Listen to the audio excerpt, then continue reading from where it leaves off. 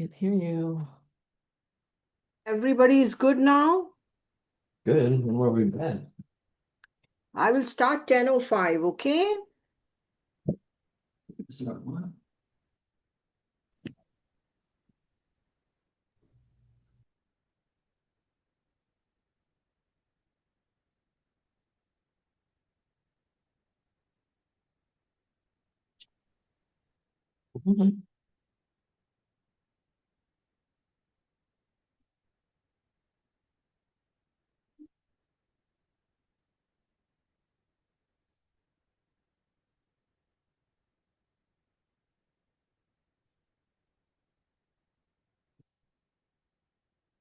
Oh, did I take this from her?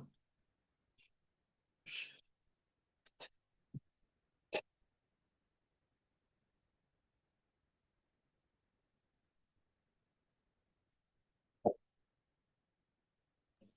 Alan, your microphone is open.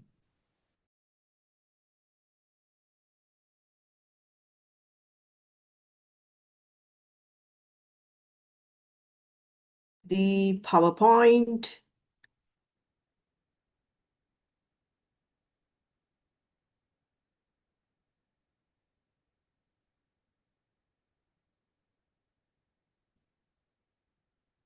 Let's start 10:05, okay? Is everybody good?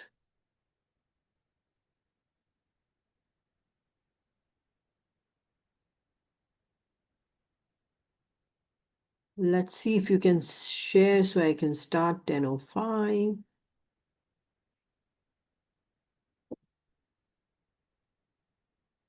Okay, can you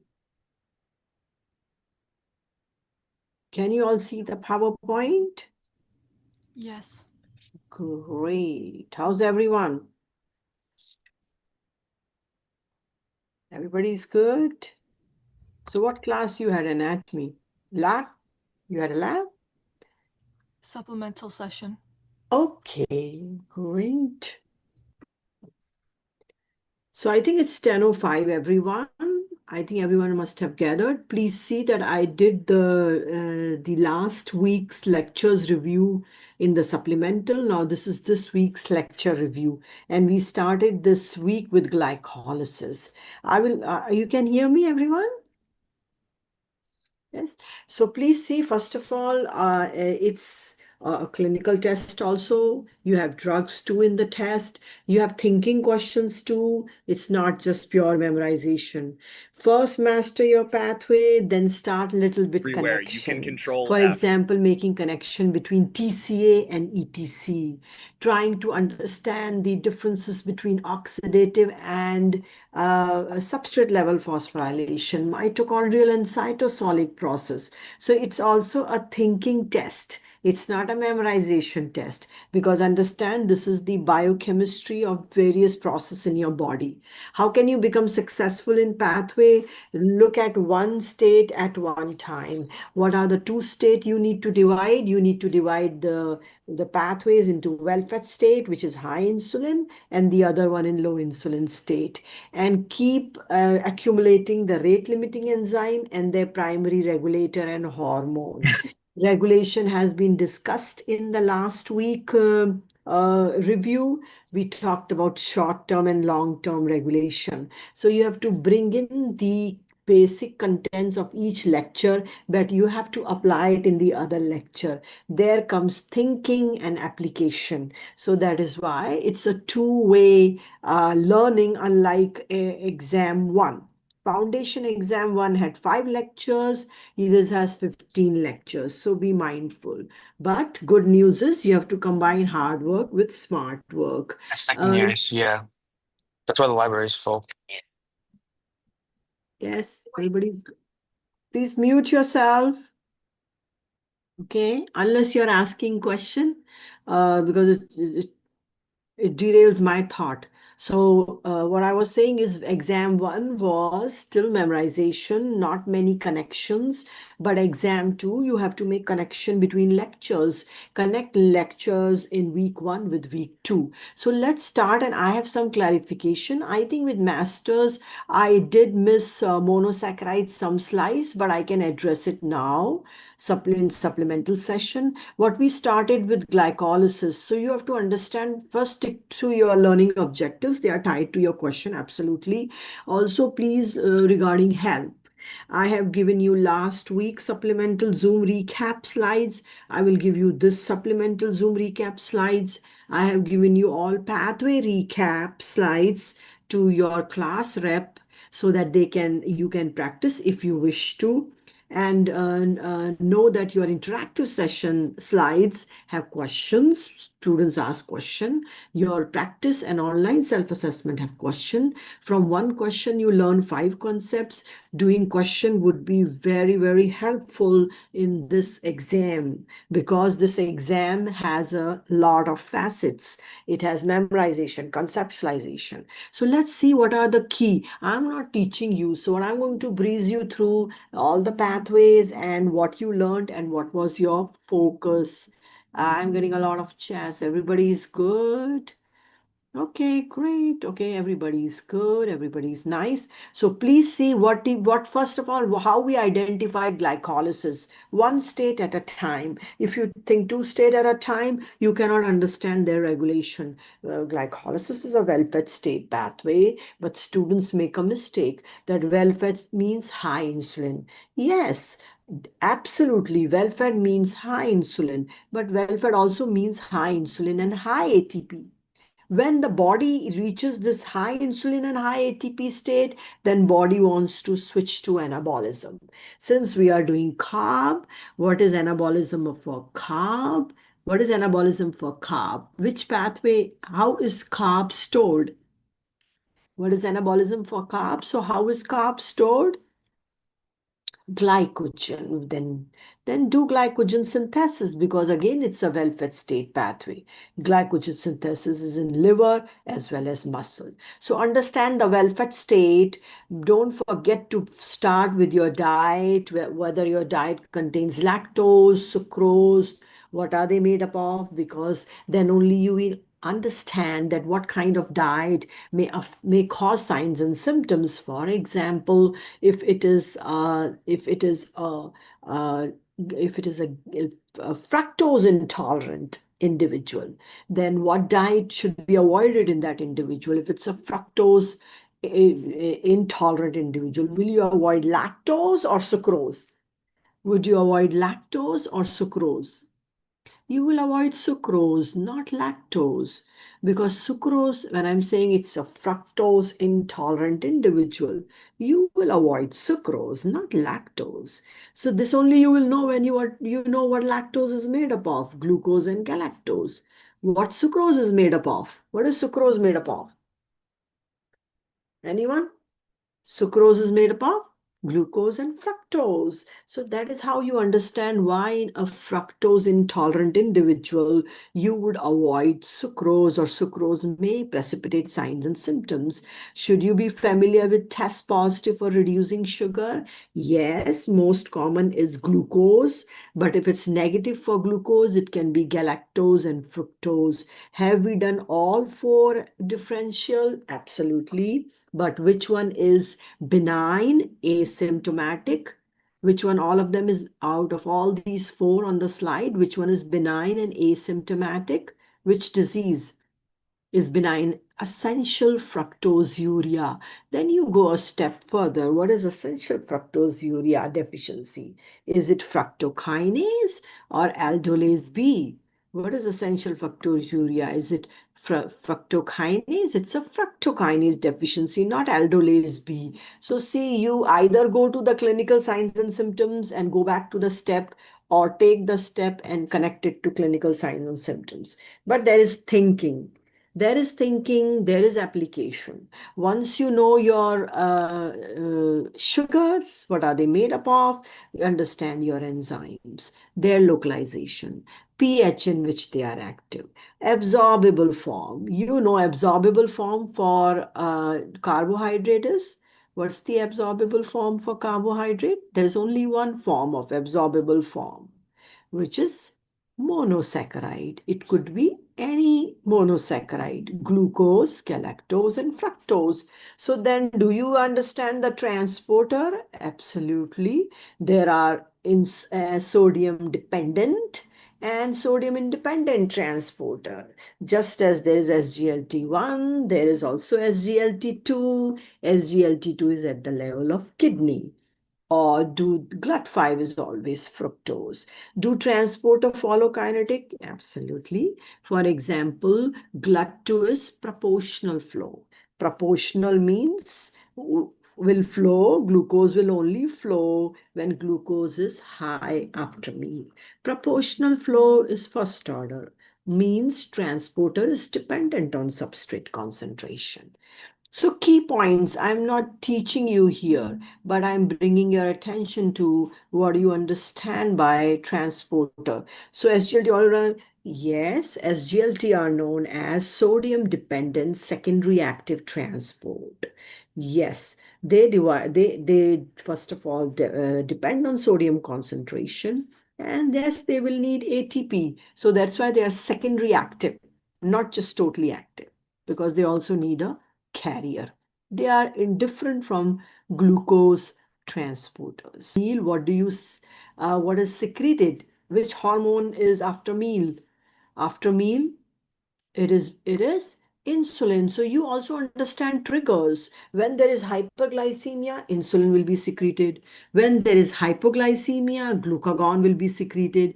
When there is acute stress, flight, fight, and fright, epinephrine. Chronic stress, which you might be now, cortisol. So understand that there is a trigger, not that hormone is released all the time. And when you say well-fed state, also when you say hyperglycemia, insulin is released. Should you also do the insulin transduction mechanism? Because only when insulin does the transduction mechanism, then only it turns on or off the pathways. So connect that hyperglycemia, not hyperglycemia, which is transient after meal, releases insulin. But then what is insulin mechanism of action? I will also skim the last week review, but very with the key points, because I want to give you time for question and answer. I did not do this review detail, so I'm doing this week's, right? Does that make sense? So yes, after meals, insulin is released. You're very sure of that. You understand that insulin relieves the transient hyperglycemia. So you are aware of insulin action. Absolutely. Insulin is anabolic only to lipid and protein. For carbs, major function of insulin is after meals, push the glucose from circulation to the tissue and turn on its oxidation. That is why our GLUT4 insulin mediated? Absolutely.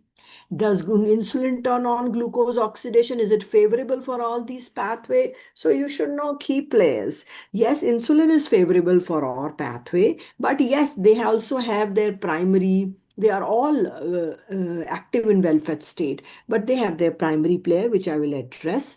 HMP is not for ATP. So what is the function of HMP to give you these two products, NADPH and pentoses? So for example, pentoses, where are pentoses needed? Where are pentoses needed? Why do you need pentose? For nucleic acid synthesis. Does that make sense? Also, it's giving you pentoses and NADPH. You should know that. You should not say that HMP is for ATP. Also, then find out where NADPH is used. Just as I asked you where pentoses is used, find out where NADPH is used. Why do you need NADPH in your body? So there's a little why, but not too much. Don't Google the why, right? And whatever ATP is now being produced, so now body is in well-fed, high insulin and high ATP state. Now body wants to switch to anabolism, spare glucose for glycogen synthesis. So again, then you should be very clear that is glycogen synthesis well-fed state or glycogen breakdown? Which is well-fed, glycogen synthesis or glycogen breakdown? Synthesis. So once you have a clear-cut demarcation of well-fed and low insulin pathway and their primary regulator, your pathways are good. Then you interconnect them a bit, not too much, please. First, know the pathway, their regulation, then interconnect them, and clinical application and drugs. So keep on accumulating them. Bake the cake, then ice with whatever you want to.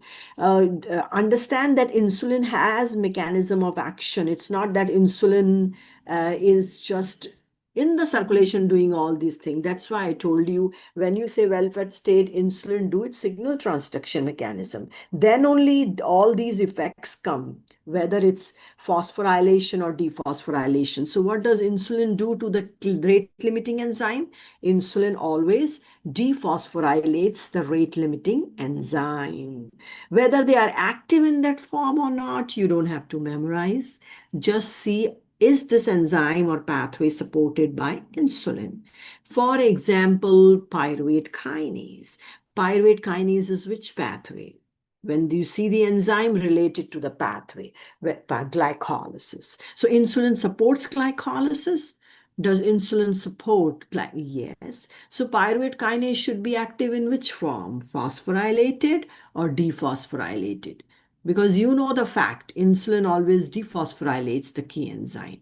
Dephosphorylated form, right? So the active and inactive will just depend on whether insulin supports that pathway or not. But insulin always dephosphorylates the key enzyme. Does insulin have a growth factor-like activity? Yes, that's why diabetic mothers have big baby. Insulin is lipogenic and insulin is anabolic to lipid and protein. So we have done all these mechanism of action. This is called interconnection. You did the pathway, you did signal transduction last week, you did glycolysis pathway last week, but in between them, you have to connect them. So you don't leave them alone, right? Does that make sense? Then you should understand which is the low insulin pathway. Right now, we are doing glycolysis, but always first step for any carb metabolism is what? Adding what? First and foremost step. Consider our so somebody says, is gluconeogenesis anabolic? Absolutely. Gluconeogenesis is anabolic because genesis means anabolism. But Genesis has three requirements, right? You learned in anabolism, Genesis require, ATP, NADPH, and insulin. But ATP is the only one which is universal. So if you can call, yes, gluconeogenesis is anabolic, but gluconeogenesis, the universal requirement of Genesis is ATP, not insulin.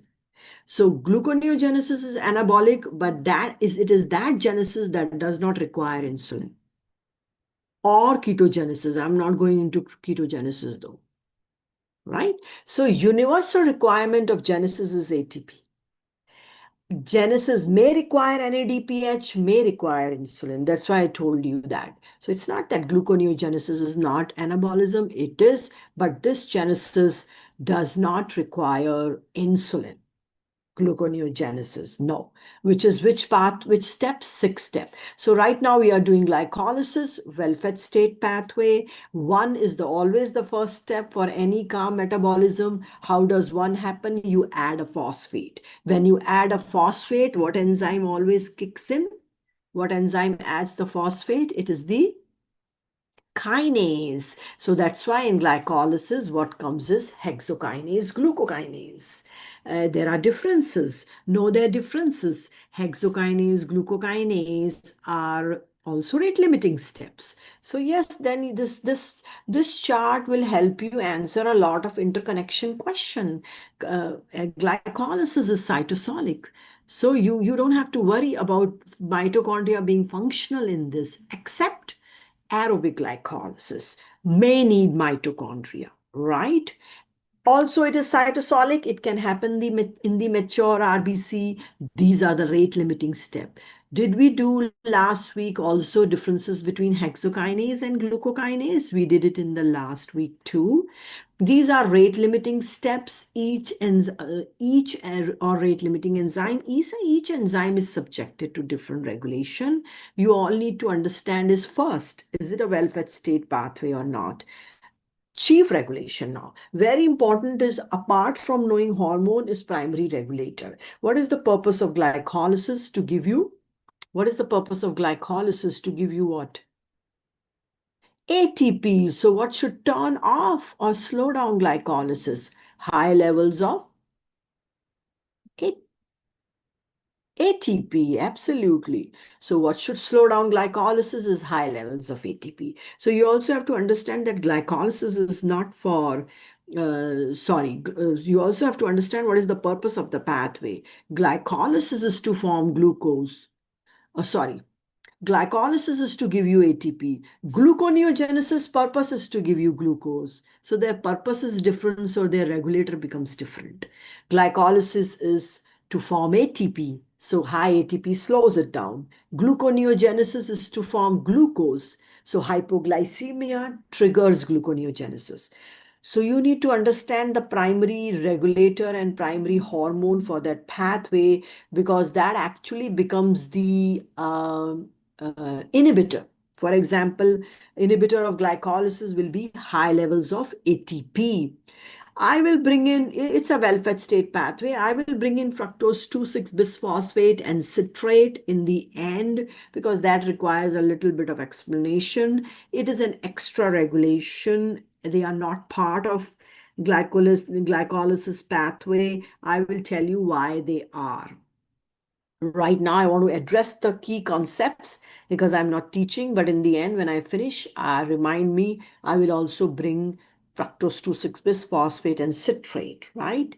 Clinical application is important. Pyruvate kinase deficiency presentation is hemolytic anemia. Why? Ask yourself a relevant why. So you see, what you need to do is, this is my clinical condition, this is my primary presentation, not every presentation, first primary, and why. And can you diagnose it by clinical finding? Absolutely. For example, if you're seeing hypoglycemia, don't think about pyruvate kinase. Don't think about G6PD deficiency because they do not primarily present as hypoglycemia. So when you see hemolytic anemia, then you think of pyruvate kinase deficiency. So understand that hypoglycemia is not the primary presentation of pyruvate kinase deficiency. Primary presentation of pyruvate kinase is hemolytic anemia. So every clinical condition has few primary presentation. They should be in the same order for you to diagnose the clinical condition first so you can know the defect. Do not forget to connect the clinical condition to the defect. Understand difference between aerobic and anaerobic glycolysis and the ATP. Why there is 8 in aerobic and 2 in anaerobic.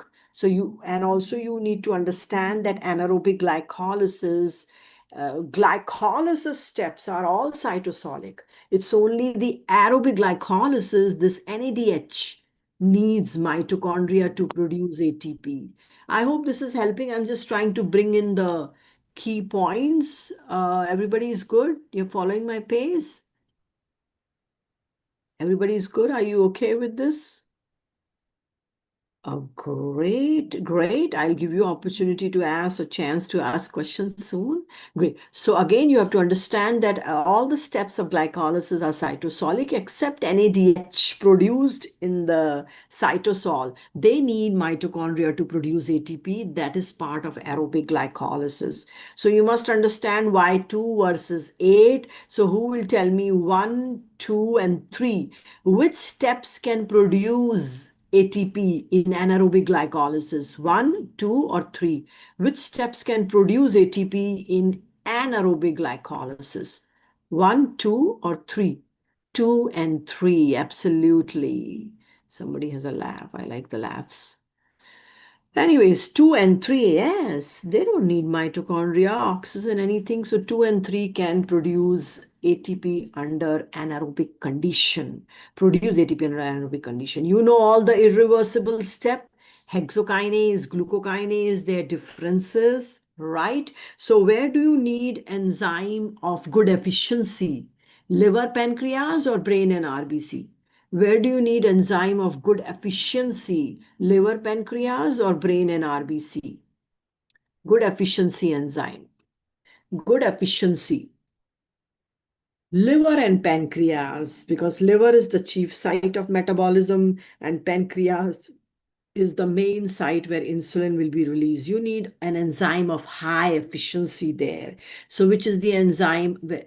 Yes, very correct. Somebody asked high efficiency means high Vmax. Absolutely. So which enzyme do you think has high efficiency or high Vmax? Hexokinase or glucokinase? Glucokinase. So is glucokinase in liver and pancreas? That is why? Is glucokinase in liver and pancreas? Yes. High efficiency means high Vmax.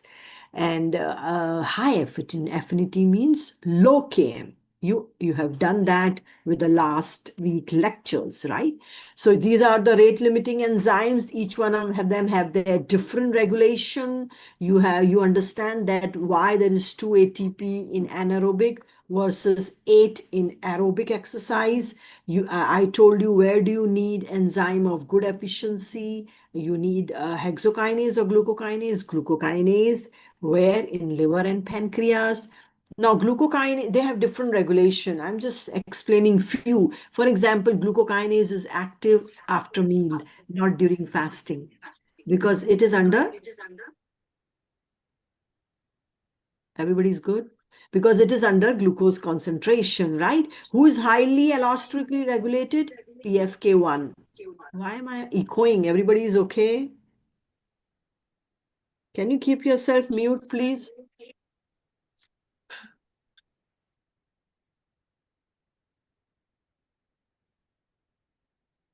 Okay. Okay. So we are talking about regulation then. As I told you, glucokinase is only active after meal because it's under glucose concentration and not active when you wake up. The same is not for hexokinase. PFK1 is highly allosterically regulated. Tell me what will slow down PFK1? What can primarily slow down PFK1? High ATP, because the purpose of this pathway is to give you ATP. Absolutely, right? Pyruvate kinase should be active in which state? Phosphorylated or dephosphorylated? Pyruvate kinase. Citrate also works. I will bring citrate and fructose 2,6-bisphosphate. Right now, I'm talking about the majors. I don't want to distract. Yes, I will bring citrate and fructose 2,6-bisphosphate. You're very right. Just like ATP, citrate is also a negative modifier, but I'll bring that later. Pyruvate kinase should be active in dephosphorylated state, right? Because insulin supports this enzyme. I will bring in PFK2 and citrate because they come in this stage. PFK2, fructose 2,6-bisphosphate, and citrate comes when you are in a high insulin and high ATP state. I will talk about both of them. Important, but later, right? Let's finish the key aspect of every pathway. This is what we identified. Insulin always and always. So insulin has a lot of mechanism of action. We did that last week. So insulin always dephosphorylates the key enzyme, whether active or not. See if insulin supports that pathway. Pyruvate kinase deficiency. Now this will be evident for any enzyme deficiency. In any enzyme deficiency, what accumulates? What accumulates in any of the enzyme deficiency? You have to be mindful.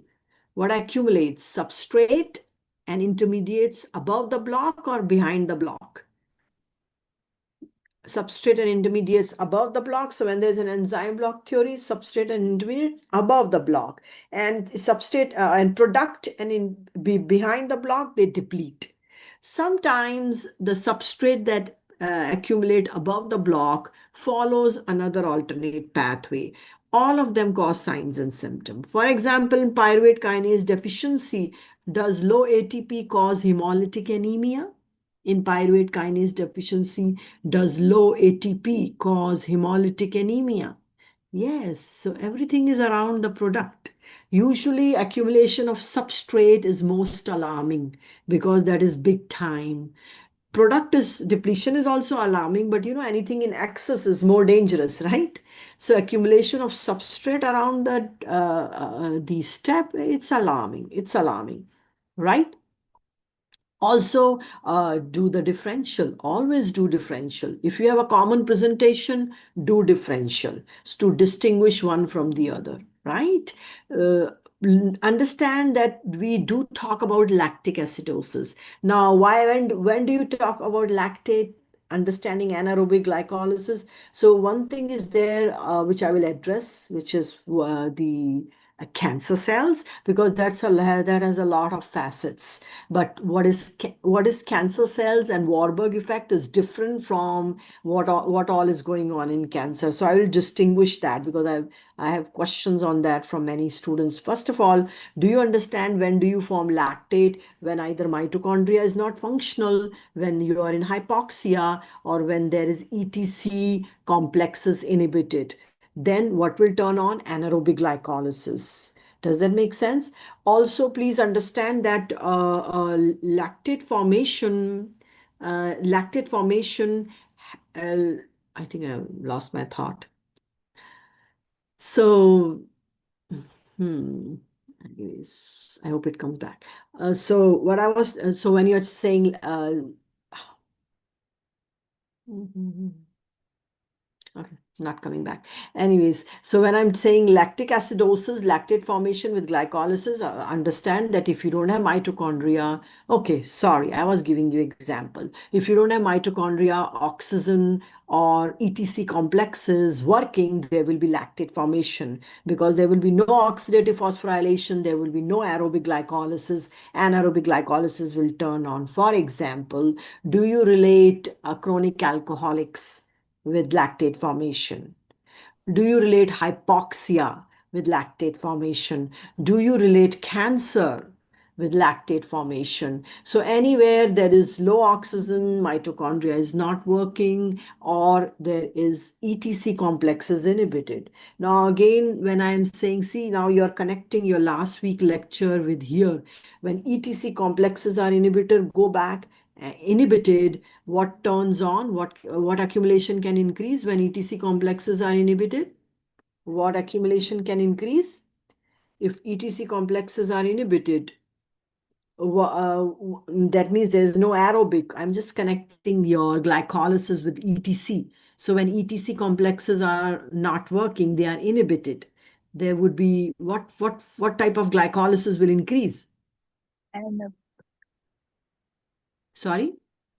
Anaerobic, there's lactate formation. Does that make sense? Then go back and see your ETC inhibitor. What is complex 1 inhibitor? What is 2? What is 3? And what is 4? So tell me what is complex 2 inhibitor. Give me example.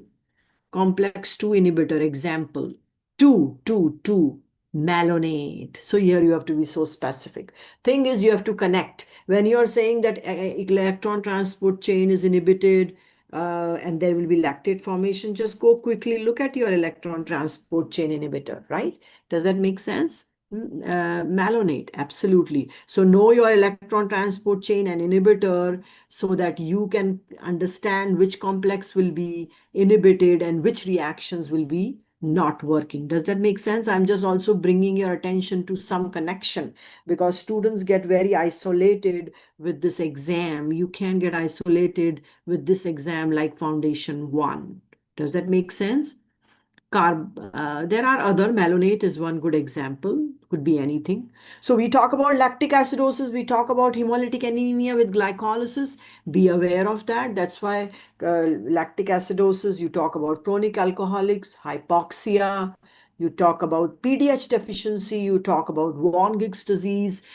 First, do lactic acidosis starting from one pathway, then keep accumulating the cause in the other pathways too. Now, somebody asked me what is actually Warburg effect. Please know that Warburg effect is cancer cells are multiplying, are rapidly multiplying. They can waste their time on aerobic glycolysis or depend on mitochondria or anything. So they just prefer doing anaerobic glycolysis and getting quick ATP, which is 2 ATP, right? So that is their preference, irrespective of mitochondria, irrespective of having oxygen. So I think it's more about relating Warburg effect with cancer cells preference. So they divide because they are dividing rapidly, they need quick ATP. So they just switch to anaerobic glycolysis, where mitochondria is not functional and they don't question mitochondria, they don't question oxygen, right? But otherwise, when is lactate formation? This is for cancer, but cancer cells. But otherwise, when can lactate formation increase? Either there is no ETC, no mitochondria, or no oxygen, right? It's not that kind of consideration is not with cancer cell. They just prefer. They just prefer, despite mitochondria and oxygen, to do anaerobic glycolysis for quick energy. This is how Warburg effect can best be explained, instead of going into whether mitochondria is functional or not in them. Is there enough oxygen? You get my point? Because there are different theories. Best is they prefer anaerobic glycolysis, irrespective of mitochondria or oxygen, right? And that is why they uptakes glucose quick, very fast. Then after understand pyruvate formation is cytosolic or mitochondrial. Do I have a question? Pyruvate formation is cytosolic or mitochondrial? Pyruvate formation. Is it cytosolic or mitochondrial? Formation of pyruvate. Formation of pyruvate is cytosolic. So now comes the crossroad. Don't forget crossroads in life, right? They are the most difficult because you have to choose, where do I go, right? So crossroad is your PDH complex. Stick to your learning objectives. Believe me, they are tied to your question. I would encourage you to do all the questions that we have provided you, because it's a conceptual test. You might know some concepts, but if you don't connect them with questions, you might feel lost. So do that for me. Again, PDH, where is PDH? Here. PDH is a crossroad, neither part of glycolysis, neither TCA. Pyruvate is formed in cytosol. PDH is important. I'll tell you the importance of this crossroad. You can miss this crossroad. Otherwise, you can start TCA cycle. TCA cycle is purely mitochondrial, please. It cannot happen if mitochondria is not healthy or not working. So this is the crossroad, right? Two cytosolic, two mitochondrial. Understand that this crossroad is essential for TCA cycle. So you also, please, only aerobic glycolysis goes into TCA cycle, not anaerobic. Understand that 3 and 4 have their inclination. 4 is step is active in well-fed state, characterized by which enzyme? Catalyzed by which enzyme? 4th step.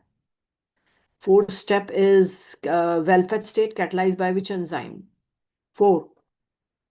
PDH complex, then do everything around the PDH complex, multi-enzyme, multiple vitamin dependent complex. And if this step is affected, whole TCA cycle goes down. Step 3 is catalyzed by pyruvate. Step 3 is catalyzed by pyruvate carboxylase. This is not a well-fed state step. This step is active in a low insulin state. What does this step lead to? Step 3 is the starting point for which pathway? So you have to relate the right enzyme to the right pathway. Yes. So pyruvate carboxylase is part of gluconeogenesis, not glycolysis, TCA. Does that make sense? Yes. 3 step is low insulin related to gluconeogenesis. Then you do enzyme deficiency. Always in enzyme deficiency, what happens? Intermediates above the block accumulate. Intermediate behind the block depleted. This is all about enzyme block theory. Also, alternate pathway may increase in these patients. This is applicable to every enzyme deficiency. Everything is around the step, please. Intermediates above the block accumulate. Intermediates behind the block depleted. Intermediates above the block, if they accumulate, they follow alternate pathway. right? So do you understand that instead of 3, when 4 is affected, there could be hyperglycemia? Do you understand instead of 3, if 4 is affected, there could be hyperglycemia? There could be. Yes or no? If 3 is affected, then what it will be? Whenever this test you on step or enzyme related to the pathway. If 3 is affected, 3 step is which enzyme? 3 step is which enzyme? Yes, 3 step is pyruvate carboxylase, there will be hypoglycemia. So understand step, state, enzyme deficiency, accumulation, depletion, everything is around the step. Every answer is around the step. Be familiar with lactic acidosis. We have not done ketoacidosis. Yes, understand the concept also. When will lactate be formed? We are not doing ketoacidosis. PDH we have learned, multiple vitamin dependent. Know your vitamins well, please. Acetyl-CoA oxaloacetate is cytosolic or mitochondrial?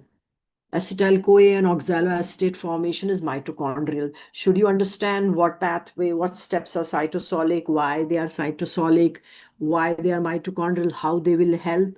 That is the connection you should understand. Please draw this pathway, know each step. Just to clarify, actually, TCA can be regulated at citrate synthase, isocitrate, as well as alpha ketoglutarate dehydrogenase. Actually, it can be regulated at either of the 3 steps, but main controller first. Who's the main controller of TCA cycle? Who's the main controller of TCA cycle? High ratio of, which is the chief controller of TCA cycle?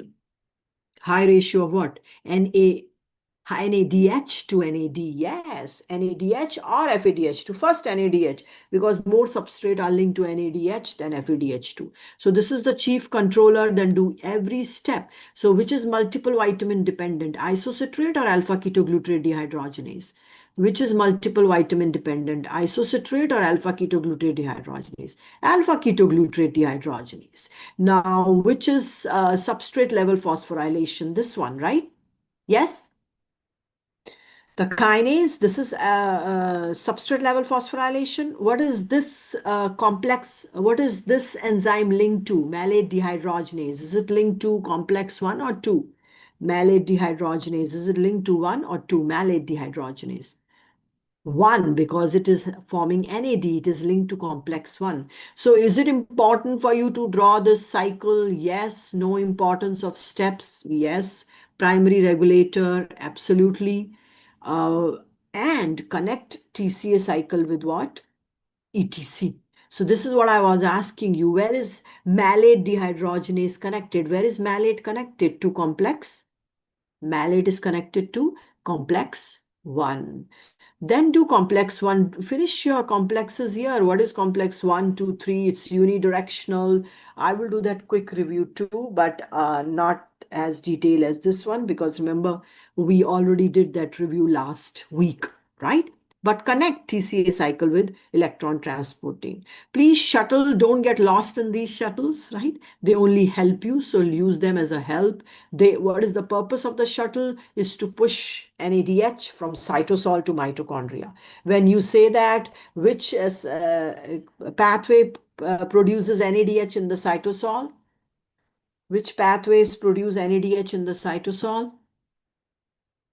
Which pathway? Glycolysis. So are you thinking of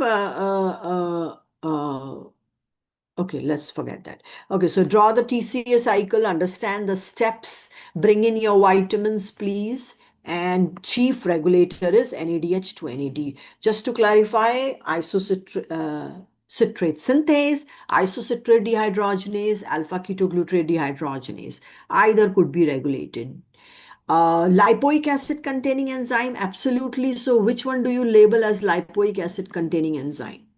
Which one is lipoic acid containing enzyme? By PDH, that's all? Is only PDH lipoic acid containing enzyme? Alpha ketoglutarate dehydrogenase 2.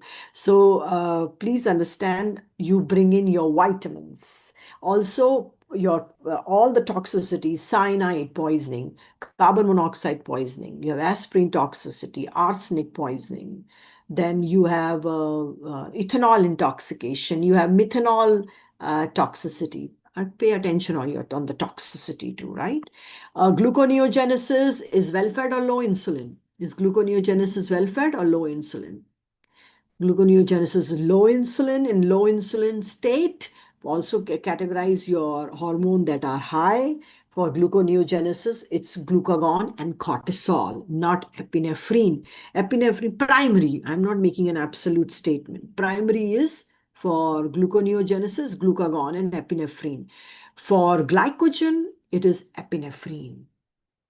Did I say something other than that? Sorry. So first of all, I identify gluconeogenesis as a low insulin pathway, then also designate the primary hormone or key player. They are glucagon and cortisol.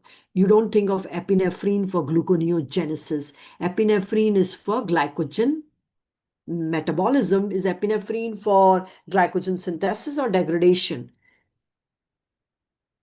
Epinephrine is key player, turn on for glycogen degradation. Again, then you have to be mindful. Yes. And what you keep doing in these two states, either replenish glucose or ATP. First, glycogen maintains glucose when you are in a low insulin state, then gluconeogenesis takes over.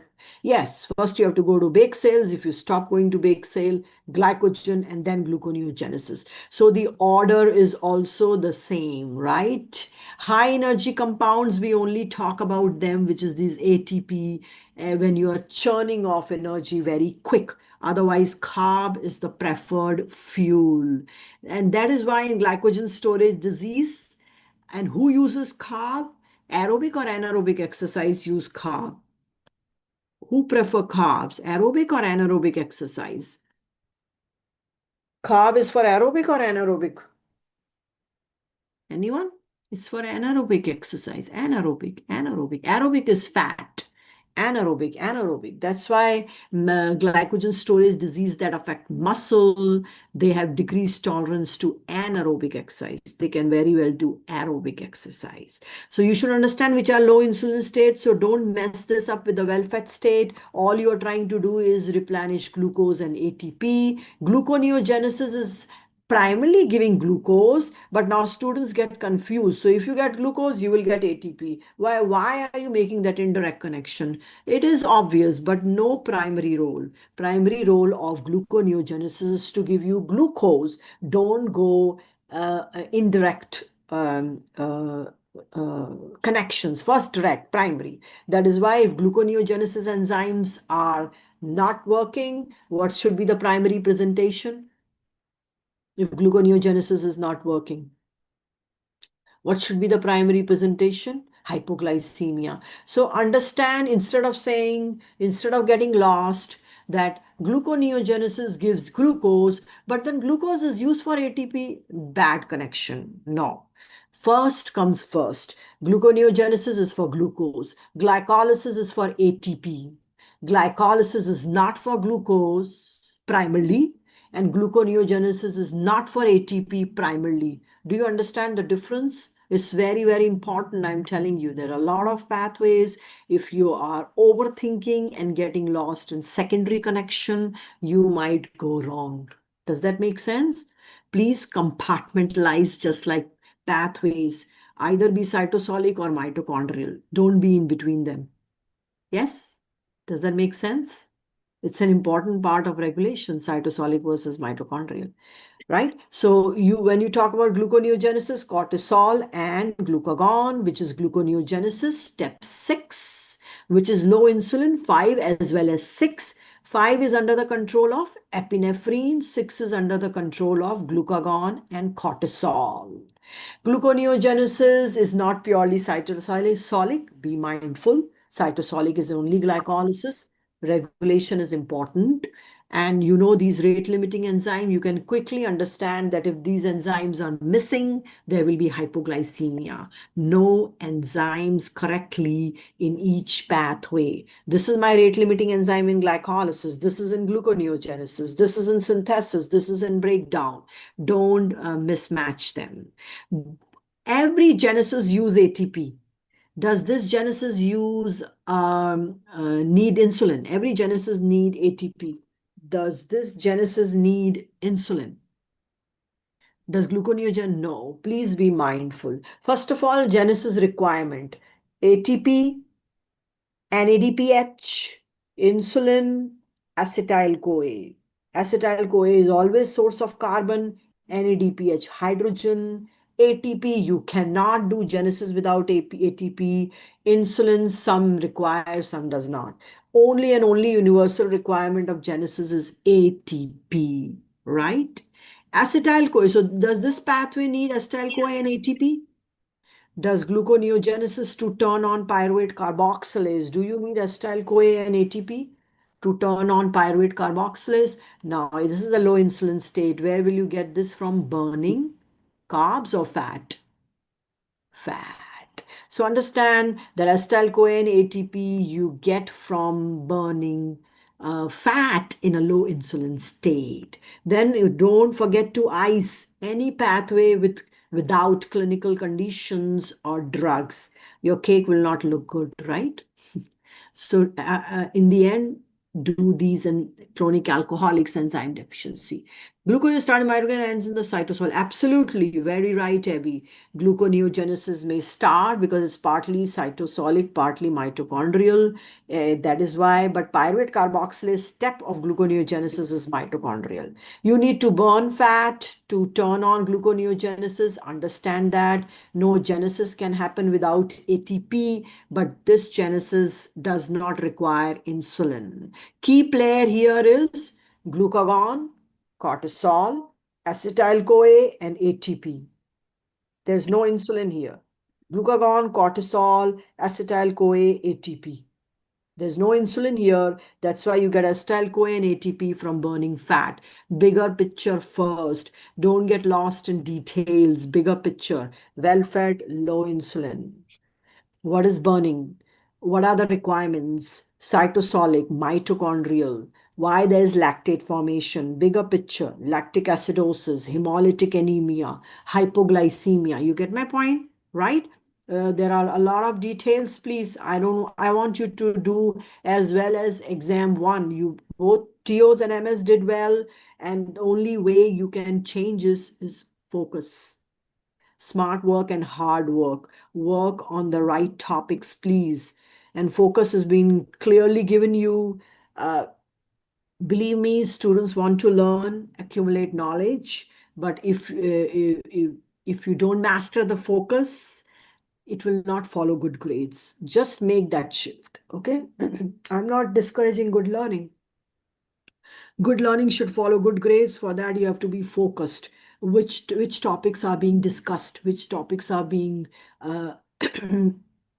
which topics are being clinically related, which are primary regulators. So again, in this case, which step is for gluconeogenesis? It's a low insulin pathway. Is fourth step even working in this state, in low insulin state?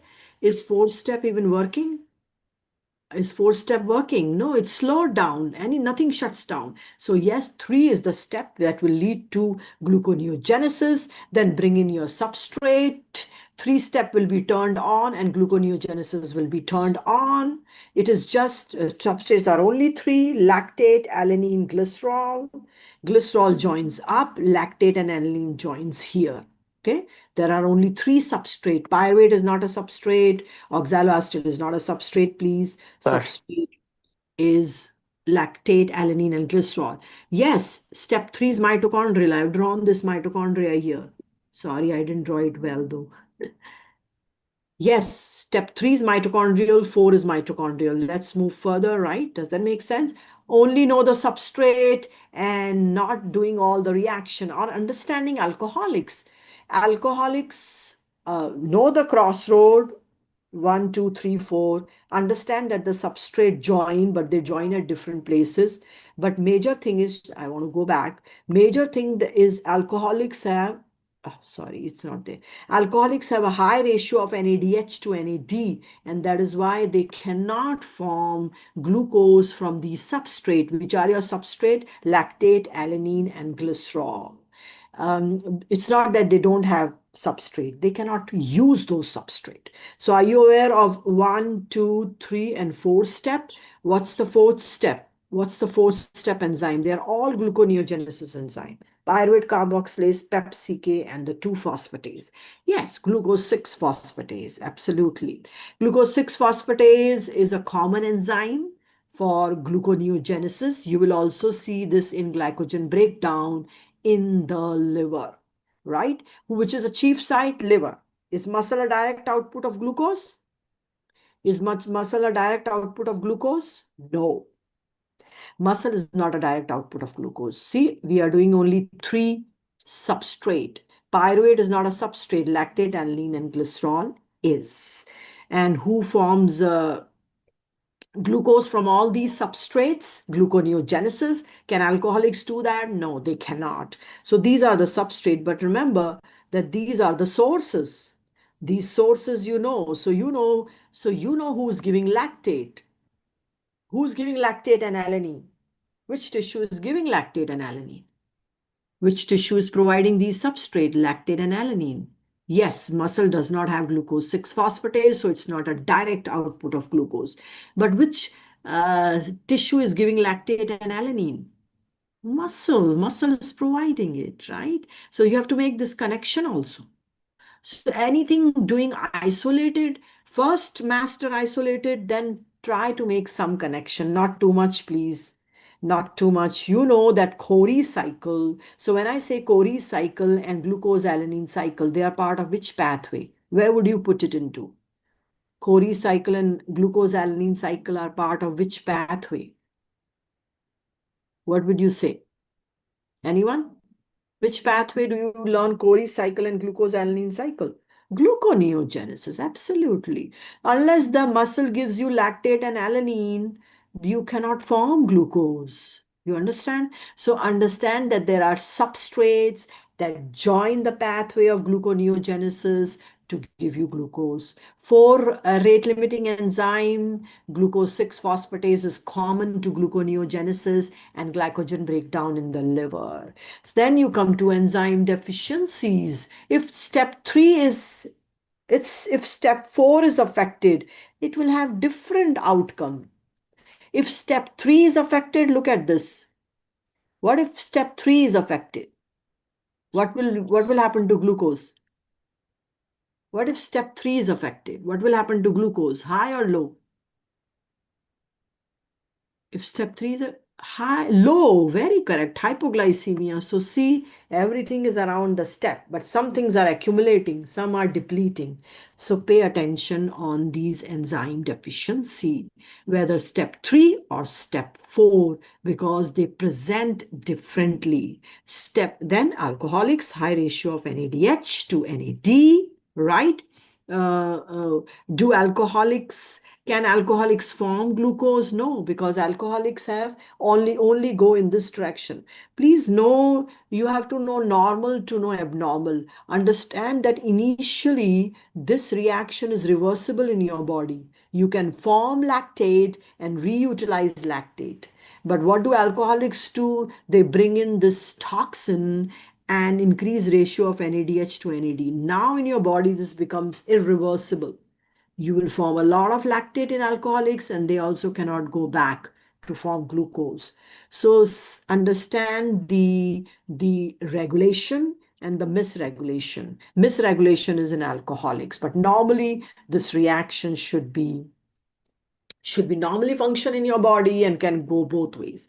Please understand, just as there is ethanol metabolism, there is methanol metabolism too in your body if you consume. And ethanol intoxication is there, but methanol can be mixed with ethanol and can also cause toxicity. Does that make sense? So chronic alcoholics cannot use the substrate to form glucose, none of them. Neither lactate, neither alanine, neither glycerol. They can use them. And that is why they have hypoglycemia and lactic acidosis. You understand alcoholics now. Please understand that, ethanol metabolism is different from methanol metabolism. It's not the same. Alcoholics have thiamine deficiency. Please understand that chronic alcoholics, we will do it with vitamin, have this Wernicke-Korsakoff psychosis. They cook false stories, but that's not, they are making up stories. Is thiamine very important for brain? Is thiamine very important for brain? Why? Because brain is primarily dependent on glucose. Do steps of glucose metabolism need thiamine? Do steps of glucose metabolism need thiamine? Pyruvate kinase does not require thiamine. Yes, PDH, TCA cycle, they all need thiamine. That is why thiamine deficiency affects brain function a lot. That's why they get into this confabulation, false story. So everything is connected, right? Brain really needs glucose for energy. Yes, so you should understand why brain function is so foggy in chronic alcoholics, because brain is primarily dependent on glucose, and glucose oxidation enzymes need thiamine. Glycogen, please stick to the learning objective, synthesis versus degradation. Please do overall, then getting lost into very minute details. Well-fed is insulin. What about glycogen degradation? Is it well-fed state? Glycogen degradation. No, glycogen degradation is not well-fed state. So glycogen degradation, what is the rate-limiting enzyme? What's the rate-limiting enzyme for glycogen degradation? So glycogen synthesis is well-fed, degradation is not. So rate-limiting enzyme for glycogen degradation is glycogen phosphorylase. Which form it will be active?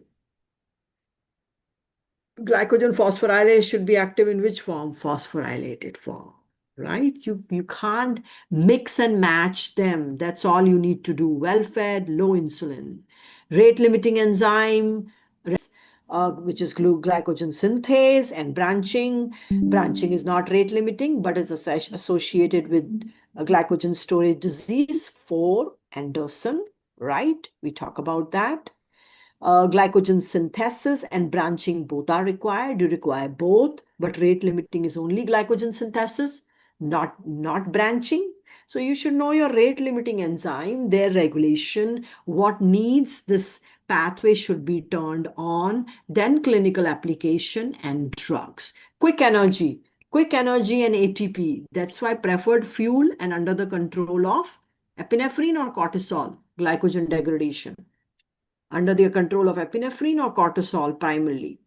Epinephrine, then finish the epinephrine signal transduction. So which hormone have the same signal transduction mechanism? Give me 2 hormones that have the same signal transduction mechanism. Any 2 hormones that you think of have the same signal transduction mechanism?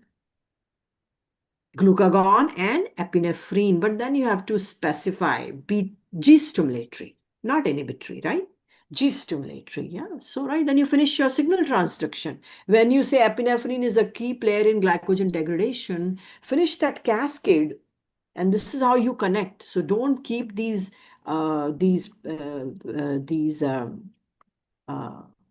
lectures too isolated. But believe me, first you have to master the pathway. You cannot connect first. First you master the pathway, then you make that connection. For example, if you see epinephrine, put in your mind, okay, how does epinephrine work? Is it GS? Is it high cyclic AMP? What is the protein kinase? You get my point? So that you don't lose the last week material, okay? Again, branching enzyme deficiency, Anderson 4, glucose. Please know, let's focus on the positive. Glucose 6-phosphate is positive on the right side because that's the starting molecule. And let's talk about degradation now. This is synthesis. Naturally, glucose 6-phosphate is essential. Otherwise, you will not start synthesis. Don't get lost in these additional kinase, please, and waste your time. No, the fact does not change that glycogen synthase should be active in which form. This fact doesn't change. That glycogen synthase is active in which form? Phosphorylated or dephosphorylated? Dephosphorylated. Bring any kinase. It will not change. So instead of getting lost in this kinases, each synthase phosphorylase have additional kinase. Understand that Insulin always dephosphorylates the key enzyme. Degradation is same, product is different. In liver, you form free glucose. In muscle, you do not form free glucose. Muscle is not a direct output of glucose because of lack of which enzyme? Which enzyme is absent in the muscle? That is why you don't form glucose, glucose 6-phosphatase. So glucose 6-phosphatase is coming again and again, right? Does that make sense? Rate limiting enzyme, phosphorylase. Is it a well-fed state pathway? No. Additional or alter, this is major uh, uh, pathway of degradation. You have a lot of GSDs addressed here. This is Cory's, this is McArdle's on the right, and this is von Gigg's disease. The alternate pathway of glycogen degradation, lysosomal. All GSDs are addressed here. First you learn the pathway, then you learn GSD. Cory's debranching, Cory's type 3. Is glycogen degradation well fed? No. But do you understand why calcium and AMP kick in muscle? Why do calcium and AMP kick in their extra regulation? Why do they kick in the muscle for glycogen degradation? Calcium and AMP.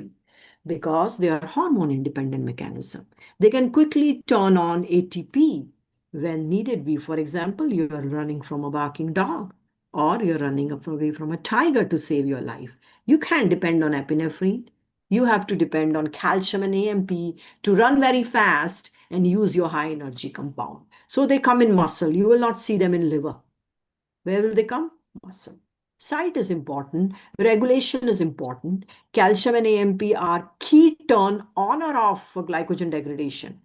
Calcium and AMP are key turn on or off for glycogen degradation. Key turn on and where? Liver or muscle? Calcium and AMP are in the muscle when you're running away from a tiger to save your life. Calcium and AMP come in quick.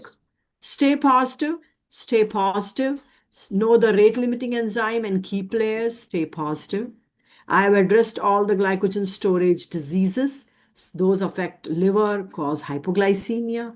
Those affect muscle, cause decreased exercise tolerance. That to anaerobic exercise. You don't flip-flop that. Dr. Binstock has clearly explained all the GSTs. Everything is around the step.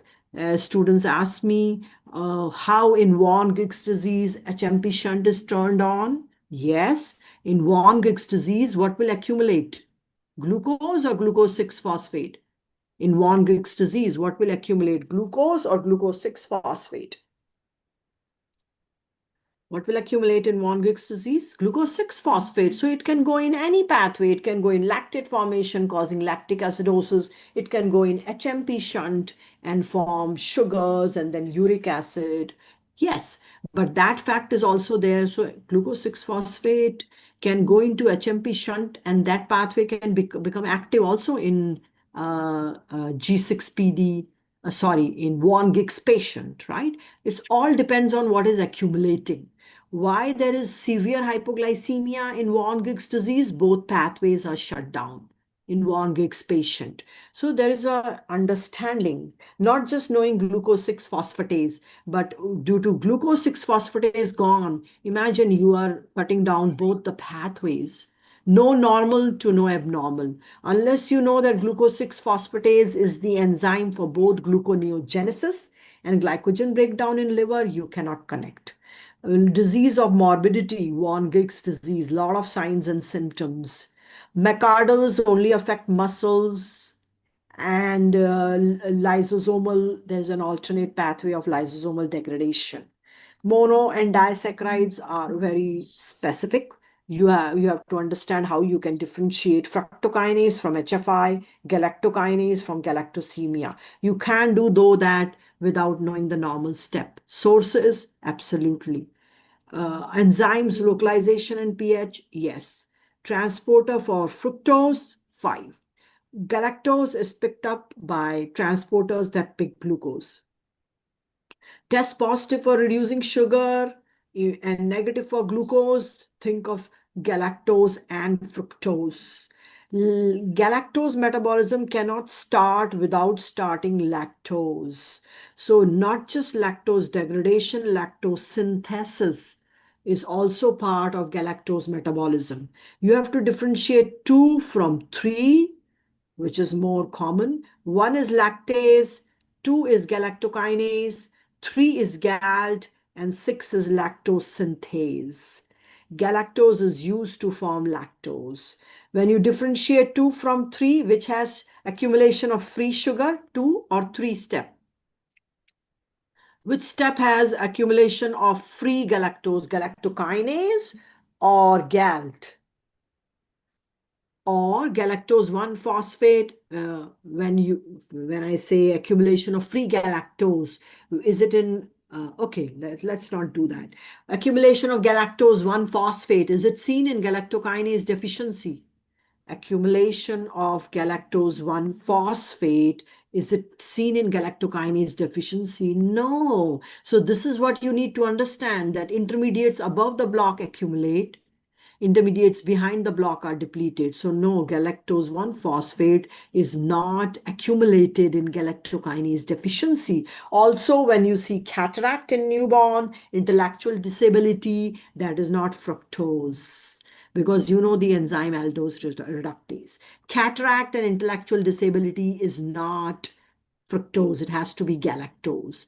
Yes, does galactose 1-phosphate accumulate in GALT? Yes, but not in galactokinase deficiency. So intermediates above the deficiency accumulate, intermediates behind the deficiency are depleted. Does that make sense? So do you understand? One more thing, galactokinases versus GALT. Please see, galactokinase is mildly symptomatic. Galactokinase is mildly symptomatic. GALT is severely symptomatic. Fructokinase is asymptomatic. HFI is highly symptomatic. So they four do not have the same differential. Fructokinase is asymptomatic and benign compared to galactokinase, mildly symptomatic. Then you see what accumulates, what does not. Everything above the block should accumulate. Everything behind the block should be depleted. Sorry. Lactose synthase, when do you do lactation in female? After birth of the baby. When do you want to inhibit lactation in a pregnant female? Throughout pregnancy, which is under the control of hormone.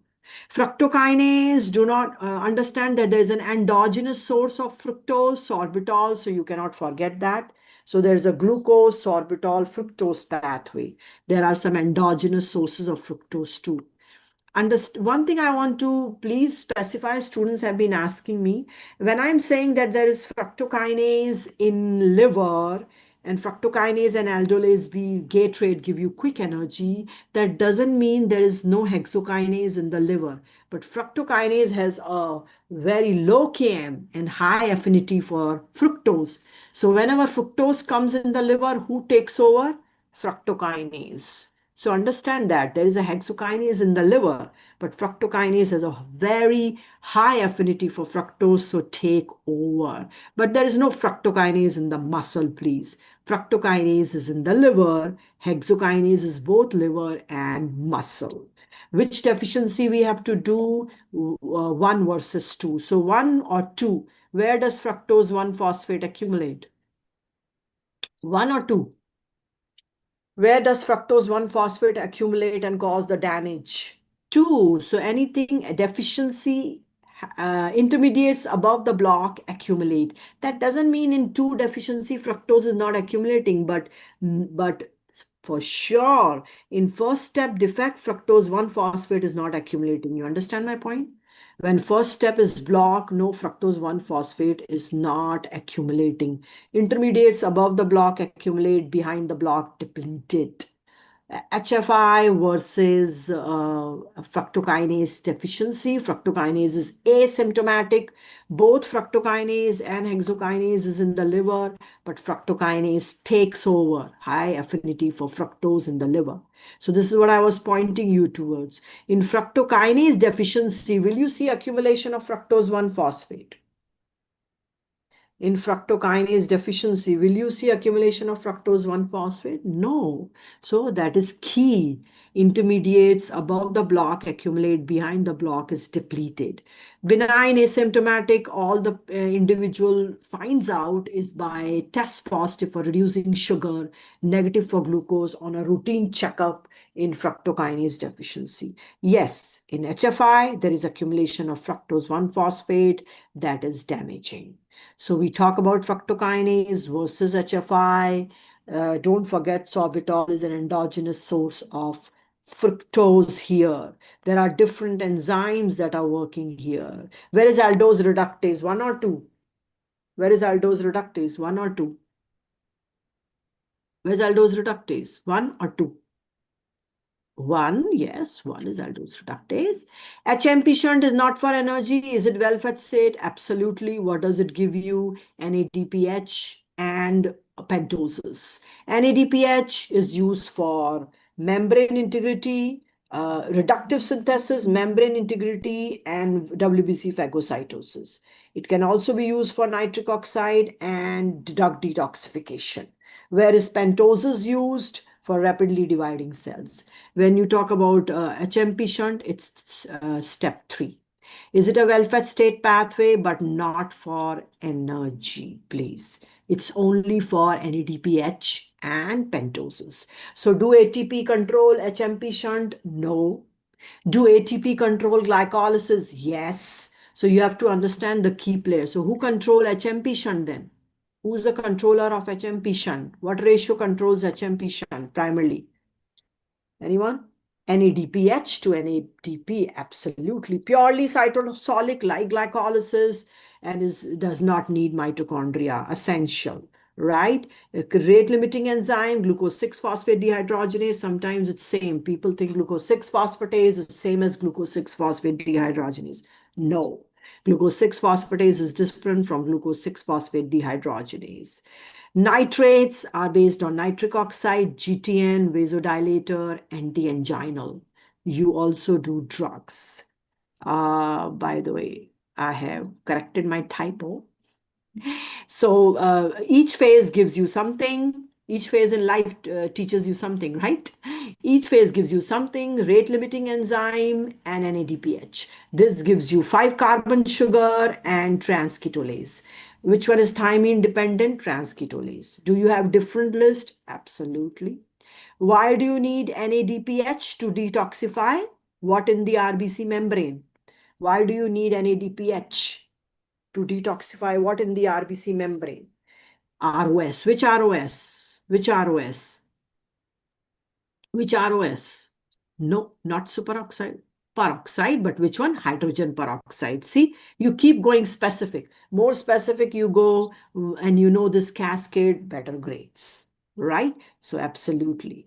You need NADPH to detoxify hydrogen peroxide in the RBC, and so NADPH helps in maintaining RBC integrity. So do you see hemolytic anemia here also? Yes. But hemolytic anemia in G6PD deficiency is because of low ATP or oxidative stress. Hemolytic anemia in G6PD deficiency is because of low ATP or oxidative stress. Anyone? Hemolytic anemia and G6PD deficiency is because of, oh, you have answered me. Low ATP, oxidative stress, absolutely. Differentiate hemolytic anemia from G6PD deficiency, absolutely, I have given that. NADPH2 has nothing but beneficial role of NADPH. I have told you all reductive synthesis, RBC integrity, WBC phagocytosis, drug detoxification, and nitric oxide formation. Please understand this is a beneficial effect of ROS, and the enzymes work together. Just like for detoxifying hydrogen peroxide in the RBC membrane, glutathione reductase, peroxidase work together. Here also NADPH oxidase and myeloperoxidase work together for bactericidal effect by forming bleach. Bleach here is HOCl, right? Does that make sense? And then we talked about nitric oxide. You have another protein kinase here, which is not A, B, or C. It is G. Then go and look at your A, B, and C. You have to learn your ABC well. Digestion is simple. Tags are the major dietary. short and medium milk in infant, long pancreatic lipase. What you release is fatty acid. Are they packaged? Are all the dietary lipids packaged? Absolutely. Short and medium are directly absorbed into the circulation. Long cannot be absorbed directly into the circulation. They might need micelle. They need bile salts. They need all of them. Need CCK and secretin. Well, CCK and secretin, which causes contraction of gallbladder? CCK or secretin? Who causes contraction of gallbladder? CCK. So it's not that they are not required. Unless they don't kick in, you cannot do digestion and subsequent absorption. We talked about composition of bile, which has bile acids, phospholipids, and cholesterol. Phospholipids and bile acids should be high to dissolve cholesterol in the bile and prevent cholesterol stones. These are not cholesterol stones, these are dark pigmented stones due to hemolytic anemia. How are lipids? Why are lipids reformed? So that you can form chylomicron. Chylomicron cause lipemia, yes, but it's transient. We will learn later in cardiopulmonary block. It is released or relieved by insulin. You have drugs everywhere. Micelles help in absorption. Last time I asked a question on interactive session, you didn't know micelles are for absorption. Micelles are for absorption. Then you have maldigestion versus malabsorption, not just fat and stool, you distinguish it. I wish you good luck. If you have questions, yeah. Are you okay with the first week? But